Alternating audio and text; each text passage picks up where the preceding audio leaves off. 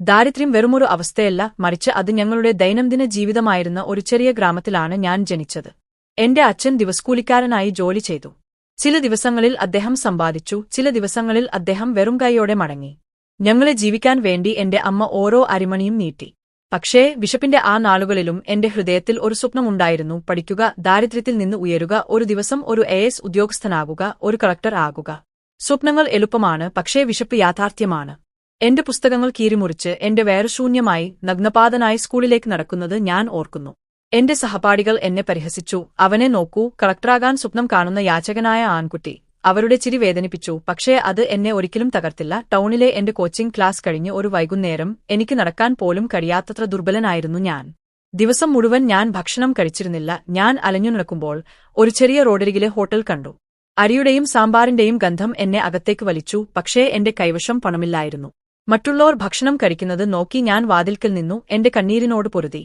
ഒടുവിൽ ധൈര്യം സംഭരിച്ച് ഞാൻ മന്ത്രിച്ചു: അങ്കിൾ, എനിക്ക് വിശക്കുന്നു.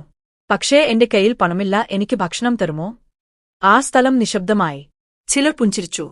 ഒരാൾ എന്നെ പരിഹസിച്ചു: നിനക്ക് യാചിക്കുന്നതിനു പകരം ജോലി ചെയ്തുകൂടെ? ഞാൻ കണ്ണുകൾ താഴ്ത്തി. പക്ഷേ നാണക്കേട് എന്നെ തകർക്കാൻ തുടങ്ങുന്നതിനു മുമ്പ് ഹോട്ടൽ ഉടമ മുന്നോട്ടു വന്നു. അവൻ നിശബ്ദമായി എന്നെ നോക്കി, പിന്നെ അടുക്കളയിലേക്ക് പോയി ചോറും കറികളും ചപ്പാത്തിയും നിറച്ച് ഒരു സ്റ്റീൽ പ്ലേറ്റുമായി മടങ്ങി. കഴിക്കൂ മകനെ, അവൻ സൗമ്യമായി പറഞ്ഞു. ഞാൻ തലയാട്ടി. പക്ഷേ എനിക്ക് നിനക്ക് പണം നൽകാൻ കഴിയില്ല, അവൻ പുഞ്ചിരിച്ചു. ഒരു ദിവസം നീ ചെയ്യും. അതുവരെ നന്നായി പഠിക്കൂ. അതായിരിക്കും എന്റെ പ്രതിഫലം. കണ്ണുകളിൽ കണ്ണുനീർ നിറച്ച് ഞാൻ ഭക്ഷണം കഴിച്ചു. ആ മനുഷ്യൻ എനിക്ക് ഭക്ഷണം തന്നില്ല, അവൻ എനിക്ക് മാന്യത തന്നു. അന്നുമുതൽ എനിക്ക് വിശക്കുമ്പോഴും ഒന്നും ഇല്ലാതെ വരുമ്പോഴും അവൻ എനിക്ക് ഭക്ഷണം നൽകി. ഒരിക്കൽ പോലും അവൻ പണം ചോദിച്ചിട്ടില്ല, ഒരിക്കൽ പോലും അവൻ എന്നെ ചെറുതാക്കിയിട്ടില്ല. വർഷങ്ങൾ കടന്നുപോയി. ഞാൻ രാവും പകലും പഠിച്ചു. ചിലപ്പോൾ ഒരു തെരുവുവിളക്കിന് കീഴിൽ എന്റെ ഹൃദയത്തിൽ ഒരു ചിന്തയോടെ: ഞാൻ വിജയിക്കണം. പക്ഷേ വിജയം എളുപ്പത്തിൽ വന്നില്ല. എന്റെ ആദ്യത്തെ UPSC ശ്രമം പരാജയപ്പെട്ടു. രണ്ടാമത്തെ ശ്രമം വീണ്ടും പരാജയം.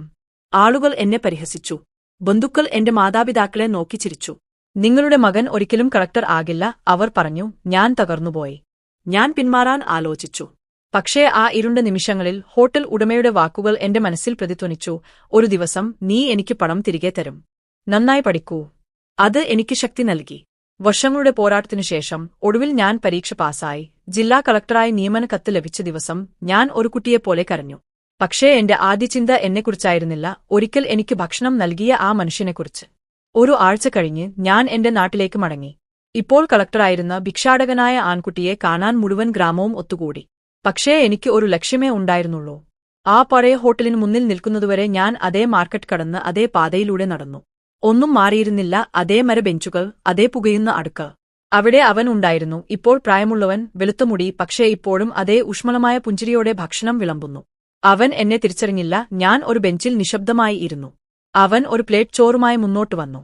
എന്താണ് കഴിക്കുക സർ? അവൻ ചോദിച്ചു. ഞാൻ അവനെ നോക്കി പതുക്കെ ചോദിച്ചു: അങ്കിൾ, ഒരിക്കൽ പണമില്ലാതെ ഇവിടെ വന്ന ഒരു വിശക്കുന്ന കുട്ടിയെ ഓർമ്മയുണ്ടോ? ആദ്യം അയാൾ മുഖം ചുളിച്ചു, പിന്നീട് എന്നെ സൂക്ഷിച്ചു നോക്കി.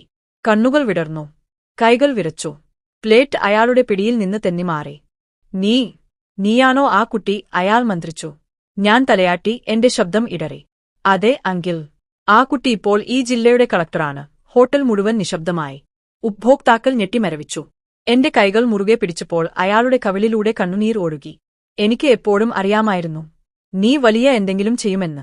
പക്ഷേ ഈ ദിവസം കാണാൻ ഞാൻ ജീവിച്ചിരിക്കുമെന്ന് ഞാൻ ഒരിക്കലും കരുതിയിരുന്നില്ല. ആ നിമിഷം ഞാൻ അദ്ദേഹത്തിന് ജീവിതത്തിലെ ഒരു അത്ഭുതം നൽകി.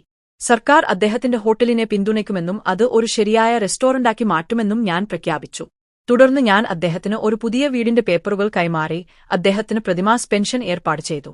ഒരിക്കൽ എനിക്ക് സൗജന്യമായി ഭക്ഷണം നൽകിയ വ്യക്തിക്ക് ഇനി ജീവിതകാലം മുഴുവൻ അന്തസ്സോടെ ജീവിക്കാൻ കഴിയും.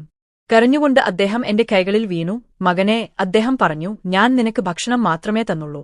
ഇന്ന് നീ എനിക്ക് ഞാൻ സ്വപ്നം പോലും കണ്ടിട്ടില്ലാത്ത ഒരു ജീവിതം തന്നു. ജനക്കൂട്ടം കൈയടിച്ചു, ചിലർ കരഞ്ഞു.